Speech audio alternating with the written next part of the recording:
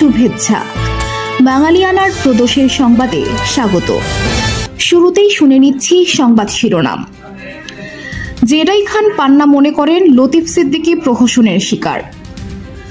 তারেক বাবর 22 আগস্টের গ্রেনেড হামলার সঙ্গে যুক্ত না থাকলেও জড়িত ব্যক্তিদের বের করতে না পারা রাষ্ট্রের ব্যর্থতা। হামলা, একজন হত্যা এবং কবর থেকে লাশ তুলে পুড়িয়ে দেওয়ার পর থমথমে নুরাল পাগলার দরবার। পরিবার নয়, মামলা করেছে পুলিশ। গত 24 ঘন্টায় ডেঙ্গুতে 2 জনের মৃত্যু। লক্ষ্মীপুরে বাস খাদে পড়ে নিহত 5। ক্লিন ইমেজের আওয়ামী লীগকে জাতীয় পার্টি মনোনয়ন দেবে। এবার অন্যান্য সংবাদের সঙ্গে বিস্তারিত। লতিফ সিদ্দিকী প্রহসনের শিকার মুক্তিযোদ্ধা অ্যাডভোকেট জেডআই খান পান্না বলেছেন, লতিফ সিদ্দিকী সহ যেসব ব্যক্তিকে ডিআরইউ থেকে সন্ত্রাস বিরোধী আইনে গ্রেপ্তার হয়েছেন তারা সবাই আসলে ভুক্তভোগী। যারা মব সন্ত্রাসীর সঙ্গে যুক্ত তাদের গ্রেপ্তার করা হয়নি। আব্দুল লতিফ সিদ্দিকীর অ্যাবসলিউটলি রং এবং ফলসলি এবং একটা কেসে, কারণ সেটা আমি ইনভলভ ছিলাম। আমি সময় মতো বুঝতে পারলে হয়তো আমিও জেলে থাকতাম অথবা খুন করে ফেলাইতো। গোলটেবিল বৈঠক বা প্রেস ক্লাবে গিয়ে কেউ ষড়যন্ত্র বা সন্ত্রাস করবে না উল্লেখ করে এই প্রবীণ আইনজীবী বলেন, এটা নিয়ে যেহেতু উনি ভেতরে আছেন উনি তো রিপ্লাই দিতে পারতেছেন না। তো যে প্রোপাগান্ডাটা হচ্ছে সেটা ওয়ান সাইডেড হচ্ছে। তো এ নিয়ে আমি কি বলবো? আমার নামেও হচ্ছে, এটা নিয়ে হচ্ছে না, কিন্তু আমার নামে হচ্ছে যে কেন আমি ওই দিন রাউন্ড টেবিল কনফারেন্সে টাইমলি পুষলাম না। তারেক রহমান এবং লুৎফুজ্জামান বাবর অপরাধী নন বলেই আপিল বিভাগ খালাস বহাল রেখেছেন বলে মনে করেন জেডাই খান পান্না। তবে তিনি বলেন, এই ঘটনায় আসলে কে জড়িত তা বের করতে না পারাটা রাষ্ট্রের ব্যর্থতা। এখন বুঝি যে যারা মারা গেছে তাদের বেলা কি হবে। এটা হয়তো সত্যি যে তারেক বা বাবর বা এরা কেউ এর সাথে জড়িত না, কিন্তু কারা জড়িত সেটা তো ফাইন্ড আউট করার দায়িত্ব তো রাষ্ট্রের। সেখানে রাষ্ট্র ব্যর্থ।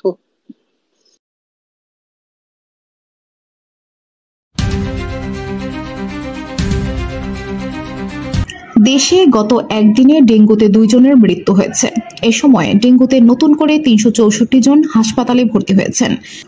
স্বাস্থ্য অধিদপ্তর আজ শনিবার জানিয়েছে, এ নিয়ে চলতি বছরের এখন পর্যন্ত ডেঙ্গুতে 132 জনের মৃত্যু হয়েছে। স্বাস্থ্য অধিদপ্তর আজ শনিবার জানিয়েছে, এ নিয়ে চলতি বছরের এখন পর্যন্ত ডেঙ্গুতে 132 জনের মৃত্যু হয়েছে। আর হাসপাতালে ভর্তি রোগী বেড়ে দাঁড়ালো 33,831 জনে। সেপ্টেম্বরের প্রথম 6 দিনে 10 জনের মৃত্যু হয়েছে। ডেঙ্গু নিয়ে বর্তমানে দেশের বিভিন্ন হাসপাতালে চিকিৎসাধীন আছেন 1,546 জন। তাদের মধ্যে ঢাকার বিভিন্ন হাসপাতালে 511 জন এবং ঢাকার বাইরের হাসপাতালগুলোতে ভর্তি আছেন 1035 জন।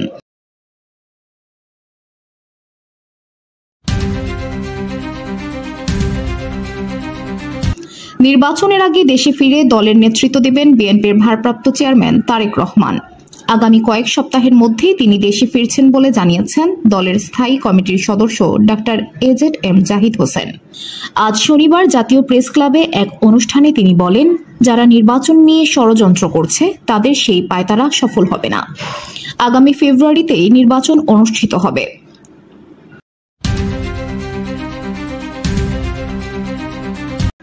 কৃষক শ্রমিক জনতা লীগের প্রতিষ্ঠাতা সভাপতি বঙ্গবীর কাদের সিদ্দিকী বলেছেন, আমরা আওয়ামী লীগ চাই না, জয় বাংলা চাই। আমরা শেখ হাসিনাকে চাই না, বঙ্গবন্ধুকে চাই। আজ শনিবার দুপুরে সখীপুর উপজেলা কৃষক শ্রমিক জনতা লীগের বর্ধিত সভায় তিনি এ কথা বলেন। কাদের সিদ্দিকী আরো বলেন, মুক্তিযুদ্ধকে গালি দিলে যেমন বঙ্গবন্ধুকে গালি দেওয়া হয় তেমনি জিয়াউর রহমানকেও গালি দেওয়া হয়। জিয়াউর রহমান একজন শ্রেষ্ঠ মুক্তিযোদ্ধা। তাকে নিয়ে আওয়ামী লীগ হাজার কথা বলতে পারে, তাকে নিয়ে আমার বিন্দু পরিমাণ সন্দেহ নেই। জিয়াউর রহমান আমার চেয়েও বড় মুক্তিযোদ্ধা। বঙ্গবন্ধু স্বাধীনতা বাংলাদেশ মেনে যারা রাজনীতি করবেন আমরা তাদের সঙ্গে আছি।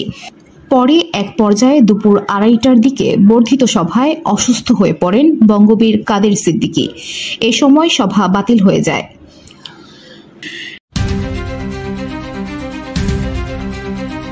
ফ্যাসিবাদীদের পুনরুত্থান না চাইলে ভালো রাজনীতি করতে হবে বলে মন্তব্য করেছেন বিএনপির স্থায়ী কমিটির সদস্য সালাউদ্দিন আহমেদ। আজ শনিবার বিএনপির ৪৭তম প্রতিষ্ঠা বার্ষিকী উপলক্ষে ঢাকা মহানগর উত্তর ও দক্ষিণ বিএনপি আয়োজিত ফুটবল ম্যাচে তিনি এই মন্তব্য করেন। সালাহ উদ্দিন আহমেদ বলেন, রাজনৈতিক সংস্কৃতিতে ইতিবাচক পরিবর্তন আনতে চায় বিএনপি। জবরদস্তিমূলক মনোভাব পরিহার করতে হবে। শুধু আইন কানুন বা সংবিধান পরিবর্তনের মধ্য দিয়ে কার্যকর সংস্কার করা যায় না। মনস্তাত্ত্বিক পরিবর্তন এবং সহনশীলতার মধ্য দিয়ে পরিবর্তন আনতে হবে। পারস্পরিক সৌহার্দ্যপূর্ণ পরিবেশ বজায় রাখতে হবে।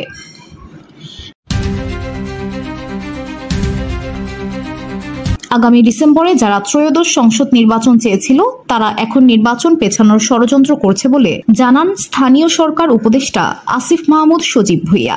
তিনি বলেছেন, তারা নির্বাচন নয়, আওয়ামী লীগকে পুনর্বাসনের চেষ্টা করছে। শনিবার সকালে ঢাকার শেরেবাংলা কৃষি বিশ্ববিদ্যালয়ে পল্লী দারিদ্র্য বিমোচন ফাউন্ডেশনের PDBF এক অনুষ্ঠান উদ্বোধন শেষে সাংবাদিকদের বিভিন্ন প্রশ্নের জবাবে উপদেষ্টা বলেন, এটা স্পষ্ট যে তাদের ইচ্ছে ছিল আওয়ামী লীগকে ফিরিয়ে এনে নির্বাচন করানো, কিন্তু ফেব্রুয়ারিতে যে নির্বাচন হতে যাচ্ছে সেখানে ফ্যাসিবাদীদের অংশগ্রহণ থাকছে না, এজন্য তাদের মাথা নষ্ট হয়ে গেছে। গণ অধিকার পরিষদ নেতাদের মারপিটের ঘটনা প্রসঙ্গে তিনি বলেন, মব আর রাজনৈতিক কর্মসূচির মধ্যে পার্থক্য বুঝতে হবে। গণ অধিকার পরিষদের রাজনৈতিক কর্মসূচিকে মব বলা যাবে না। আমি এর আগেও বলেছি, তারা একটি নিবন্ধিত দল।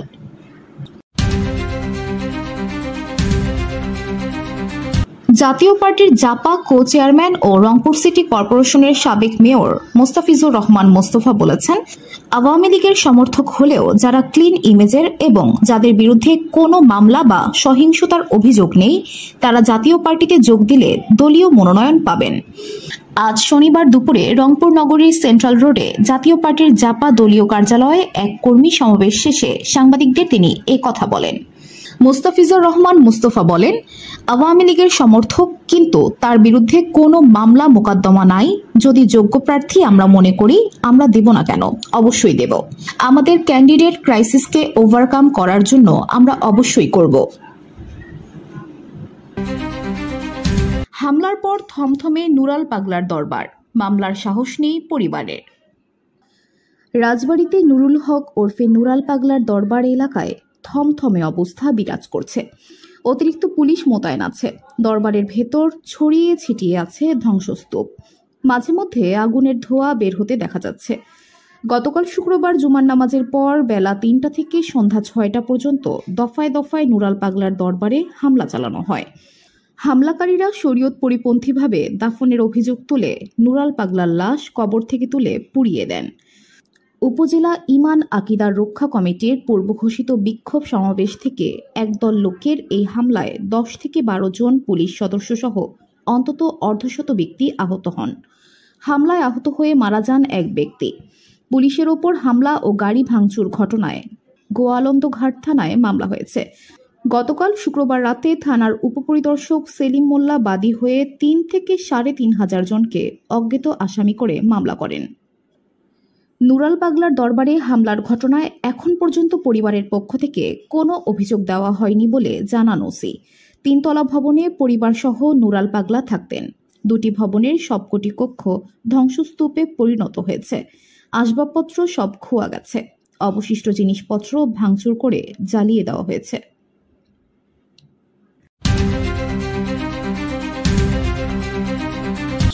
অবৈধ সীসা বিক্রির অভিযোগে গুলশান থানার মামলায় ক্যাসিনো কাণ্ডে আলোচিত সেলিম প্রধান সহ 9 জনকে কারাগারে পাঠিয়েছেন আদালত। শনিবার 6 September Dhaka metropolitan magistrate Minhajur রহমানের আদালত এই আদেশ দেন।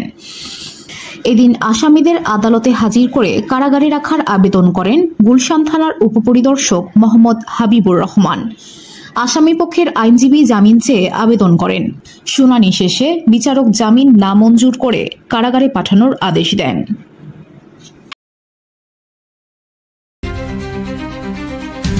বিশিষ্ট ইসলামী বক্তা ও আলেম আল্লামা গিয়াসউদ্দিন তাহিরি বলেছেন, 5 আগস্টের পর দেশে 90টির বেশি মাজার ভাঙচুরের ঘটনা ঘটেছে। অধ্যাপক ইউনূসের সরকার যদি এসব মব ঠেকাতে ব্যবস্থা নিতেন এবং হামলাগুলোর বিচার করা হতো, তাহলে এখন কবর থেকে লাশ তুলে আগুন দেওয়ার মতো ঘটনা ঘটত না। ঈদে মিলাদুন্নবী উপলক্ষে সোহরাওয়ার্দী উদ্যানে হওয়া সমাবেশে এই মারিফতপন্থী আলেম বলেন, কে কি করেছে তার বিচার করার দায়িত্ব আল্লাহর। মবের মাধ্যমে এই ধরনের বিচার করা যাবে না। তিনি বলেন, প্রয়োজনে রাজপথে নেমে তারা নিশ্চিত করবেন এদেশে ধর্মান্ধতা, মারামারি, কাটাকাটি, ধর্মীয় সন্ত্রাস থাকবে না। চট্টগ্রামে পদদলিত হয়ে নিহত 2। চট্টগ্রাম নগরে ঈদে মিলাদুন্নবী উপলক্ষে আয়োজিত যশনে জুলুসে পদদলিত হয়ে 2 জনের মৃত্যু হয়েছে। আহত হয়েছেন আরও অন্তত 6 জন।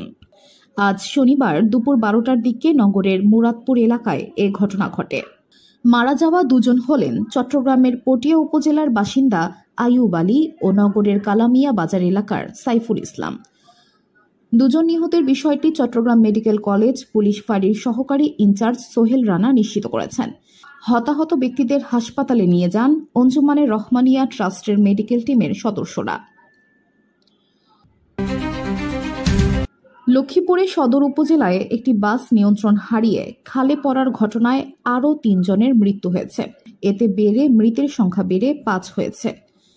শনিবার সকাল 9টার দিকে উপজেলার চন্দ্রগঞ্জ কফিল উদ্দিন ডিগ্রি কলেজের সামনে রহমতখালী খালে এ দুর্ঘটনা ঘটে বলে জানিয়েছেন চন্দ্রগঞ্জ হাইওয়ে থানার ওসি মোবারক হোসেন। প্রত্যক্ষদর্শীদের বরাতে চন্দ্রগঞ্জ হাইওয়ে থানার ওসি মোবারক হোসেন বলেন, সকালে নোয়াখালী থেকে ছেড়ে আসা লক্ষ্মীপুরগামী আনন্দ পরিবহনের বাসটি ঘটনাস্থলে পৌঁছালে নিয়ন্ত্রণ হারিয়ে রহমতখালী খালে পড়ে ডুবে যায়। খবর পেয়ে ফায়ার সার্ভিস কর্মীরা বাসটি তুলে হতাহতদের উদ্ধার করে হাসপাতালে পাঠিয়েছে। চট্টগ্রাম বিশ্ববিদ্যালয় জামায়াত নেতার জমিদারি। জামায়াতে ইসলামীর নেতা সিরাজুল ইসলামের মন্তব্য ঘিরে চট্টগ্রাম বিশ্ববিদ্যালয়ে নতুন উত্তেজনা সৃষ্টি হয়েছে। ওই বক্তব্যের ভিডিও গতকাল শুক্রবার রাতে সামাজিক যোগাযোগ মাধ্যমে ছড়িয়ে পড়ার পর রাত 2টার দিকে গোল চত্বর ও 2টি আবাসিক হলের সামনে বিক্ষোভ করেন শিক্ষার্থীরা।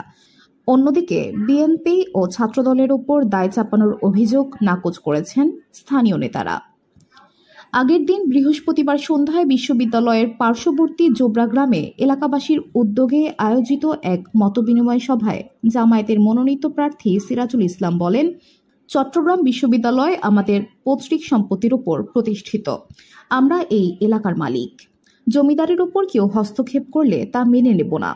তিনি আরও যোগ করেন, বিশ্ববিদ্যালয়ে যদি আমাদের যথাযথ সম্মান না করে তবে আমরা জনগণ নিয়ে ব্যবস্থা নেব। সভায় উপস্থিত ছিলেন ইসলামী ছাত্র শিবির চট্টগ্রাম বিশ্ববিদ্যালয় শাখার অফিস সম্পাদক হাবিবুল্লাহ খালেদ। তিনি সংঘর্ষ প্রসঙ্গে বলেন, ভুল বোঝাবুঝির কারণে এই ঘটনা ঘটেছে। প্রকৃত সন্ত্রাসীরা স্থানীয় নয়, বাইরে থেকে এসেছে। হামাসের সঙ্গে গভীর আলোচনা চলছে ট্রাম্পের। মার্কিন প্রেসিডেন্ট ডোনাল্ড ট্রাম্প জানিয়েছেন, গাজায় জিম্মি ব্যক্তিদের মুক্তির বিষয়ে হামাসের সঙ্গে অত্যন্ত গভীর আলোচনায় যুক্ত হয়েছে যুক্তরাষ্ট্র।